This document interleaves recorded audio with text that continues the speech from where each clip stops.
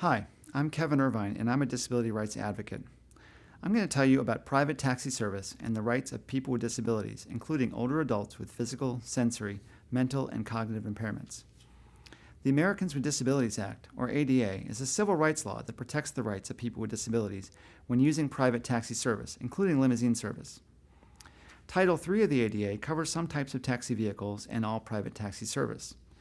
The ADA doesn't require that transportation service, including private taxi service, be provided in every community where people live.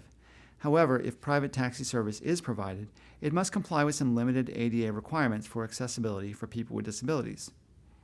Some of these requirements apply to all taxi and limousine service. For example, taxis cannot refuse to serve a person with a disability who can use taxi vehicles. They can't charge higher fares or fees for carrying people with disabilities and their equipment than are charged to other people.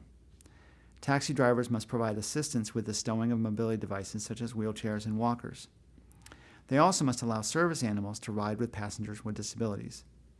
Taxi drivers do not have to help with transfers, lifting, or other types of personal assistance.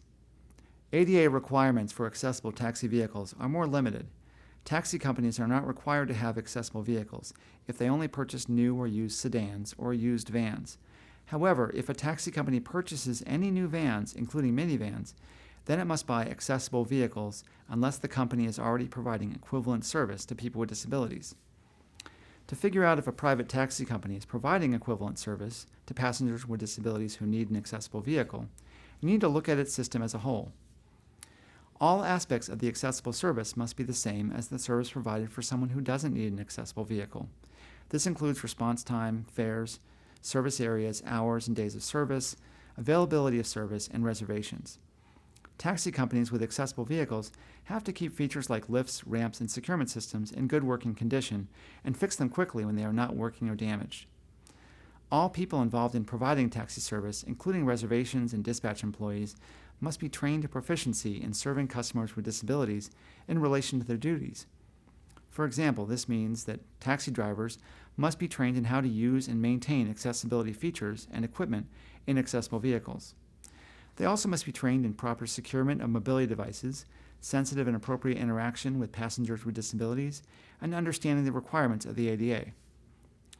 What can you do if you have a disability-related problem with private taxi or limousine service?